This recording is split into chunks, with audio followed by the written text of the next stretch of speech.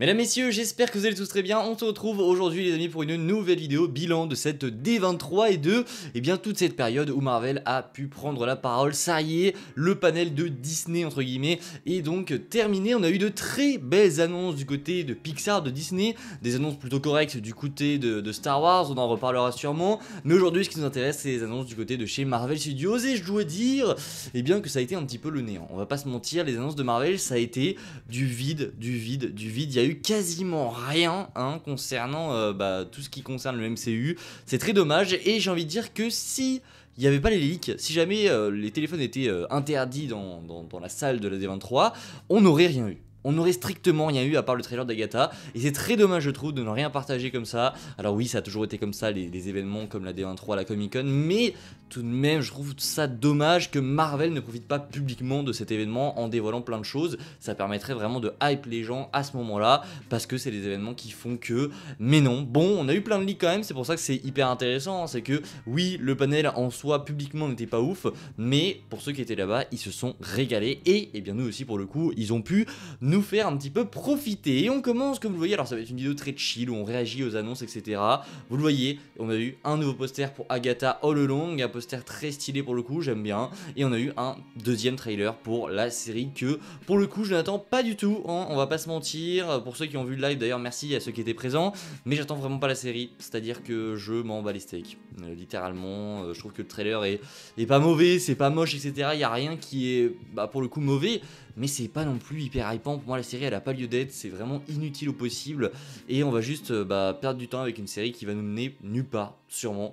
On verra, mais bien sûr je reste curieux et on regardera la série comme tout le monde, mais je ne suis pas hype, absolument pas. Et c'est le seul trailer public que l'on a eu, donc c'est un petit peu dommage. Voilà pour Agatha. On a également eu des 4 Fantastiques un petit peu, le film 4 Fantastiques a commencé son tournage, ça a été confirmé. Et d'ailleurs vous voyez le casting qui a fait une petite apparition surprise à la D23. Vous voyez, il y a Evan Moss Backrack qui est là, on a Pedro Pascal qui d'ailleurs s'est rasé la barbe et qui est maintenant avec une moustache. Là il fait très Reed Richards je trouve, donc ça c'est plutôt cool. Vanessa Kirby évidemment et Joseph Quinn qui est d'ailleurs sûrement dans l'uniforme des 4 Fantastiques dans le film, qui est très rétro, qui marche super bien. C'est très kitsch en fait cette ambiance, mais ça marche super bien avec l'ambiance du film, c'est très osé et j'aime beaucoup ce qu'il nous propose ici. Donc le tournage a bien commencé, sorti en juillet 2025 comme prévu. On a également eu du Captain America Brave New World avec, comme vous le voyez, un visuel de Red Hulk. Ça pour le coup c'est ce qui a un petit peu enflammé Twitter et on a donc en fait les gens là-bas ont pu découvrir un nouveau trailer que j'ai vu aussi puisqu'il a leaké,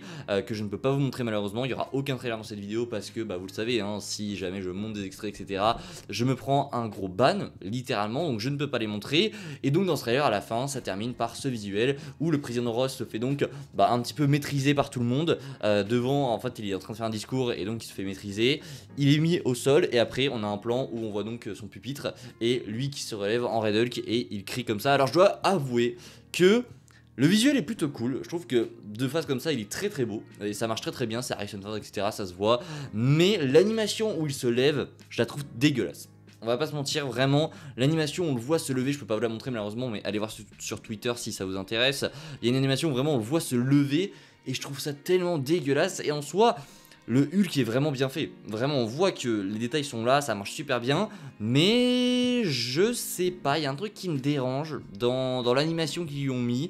Alors ça sera sûrement modifié et c'est un trailer qui a été montré seulement à la D23, donc je vous le dis, c'est pas la version finale du tout, ça va forcément être modifié, surtout que juste après donc il y a le titre qui s'affiche et il y a un autre visuel qui lui pour le coup est beaucoup mieux, où on voit donc Red Hulk se tourner et on voit son visage, et son visage est magnifique pour le coup, je crois que je l'ai, il est juste ici. Là regardez ces images, alors là c'est en très mauvaise qualité, mais regardez, là c'est très bien fait, d'ailleurs on voit ses yeux magnifiques, je trouve ça très bien fait. Regardez là, on voit très bien les détails de ses etc, là il est magnifique, là il est incroyable, on ressent bien la patte Harrison Ford etc.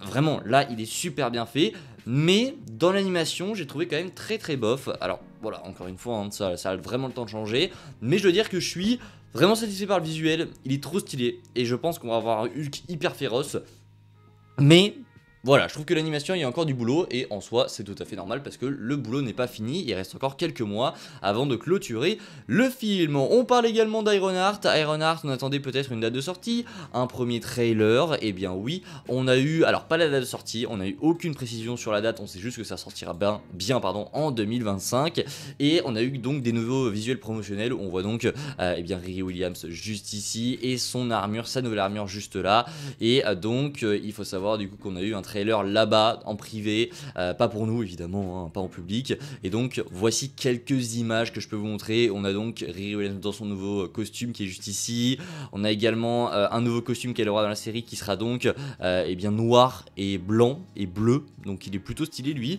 Il y a des visuels intéressants, je veux dire que le trailer est pas ouf non plus, mais c'est intriguant. Voilà, j'ai hâte de voir, j'attends beaucoup plus un Ironheart par exemple qu'un Agatha All Along, donc j'ai hâte parce que j'avais bien kiffé le personnage. C'est pas non plus le personnage du siècle, on va pas se mentir, ça sera pas la série du siècle non plus, mais ça a l'air d'être plutôt intriguant, et évidemment on en parlera sur la chaîne dès que le trailer sera mis en ligne, c'est-à-dire sûrement dans quelques mois, on verra bien, mais à mon avis ça sortira pas avant l'hiver 2025. Ça m'étonnerait parce qu'ils n'ont pas donné la date, donc on verra bien. En revanche, si Ironheart était un petit peu en retrait, Agatha, etc., ça n'a pas intéressé tout le monde, il y a une série qui a fait l'unanimité les amis, c'est Daredevil Born Again. Les gars, est-ce que vous avez vu ce trailer? Parce que oui, le trailer a fuité, c'est une masterclass, c'est exactement ce qu'on attendait de Daredevil Born Again. On voit tout, on voit White Tiger, on voit du coup Fisk, on voit tous ses amis, évidemment, Karen, Foggy, qui sont tous de retour, c'est incroyable, il y a vraiment une ambiance dans ce trailer, on voit même Muse qui sera bien le trailer, le méchant principal du coup de la série, ils sont incroyables. Il y a vraiment l'ambiance, la musique qu'il y a autour, le costume de Daredevil, j'ai vraiment l'impression que on est peut-être face à la meilleure série de Marvel Studios qui n'ait jamais fait. Alors Marvel Télévision, etc. Mais la hype que j'ai pour cette série, je crois que j'ai jamais ressenti autant de hype pour une série. Parce que vous voyez, WandaVision, Loki, tout ça, c'était très très bien. Mais on les attendait pas forcément. On se disait, bah pourquoi faire? On était vraiment curieux de savoir ce que ça allait donner parce que c'était les premières séries qu'on avait de Marvel Studios. Et au final, on était hype au fur et à mesure qu'on regardait la série. Mais là, c'est la première série où véritablement je suis hype avant comme un gros malade. Ça sort en mars 2025. Pas de précision de date, c'est dommage. Et le trailer a lui aussi bien fité. Allez le voir, il est disponible partout les gars. Et donc vous le voyez, on a également eu le premier visuel du coup de John Bertal, le Punisher qui est juste ici. Il a trop de flow les gars. D'ailleurs, on voit du coup Matt Murdock, Charlie Cox ici.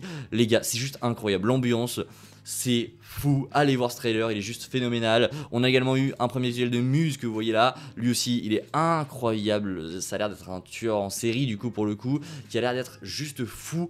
Donc j'ai trop hâte de voir cette série qui sortira, je vous le rappelle, en mars 2025. En tout cas, eh bien je crois que c'est tout. Voilà pour les annonces que l'on pouvait retrouver du côté de Marvel à la D23. Comme je vous l'ai dit, c'est un peu décevant. Il n'y a pas eu de nouveautés, pas de nouvelles annonces, pas de nouveaux films, pas de nouvelles séries, etc. C'est le modèle qu'ils voulaient reprendre, c'est-à-dire se concentrer sur les projets qui arrivent, à savoir pour la Comic Con, Captain America, Thunderbolts et les 4 Fantastiques, et pour les séries du coup, Agatha, Daredevil et Ironheart qui seront les 3 prochaines à arriver. Moi je dis oui, moi je suis hype les gars, je suis vraiment très satisfait de ce qu'on a eu. Alors merci les leaks encore une fois, sinon c'était une catastrophe, mais voilà, au final c'était un très bon moment qu'on a passé à la D23. On va reparler de ces trailers parce qu'il y a beaucoup de choses à dire, et on se retrouve du coup dès demain. Prenez soin de vous, c'est le plus important. Petit like, partage, abonnement, et je vous dis à la prochaine. Prenez soin de vous. Ciao tout le monde.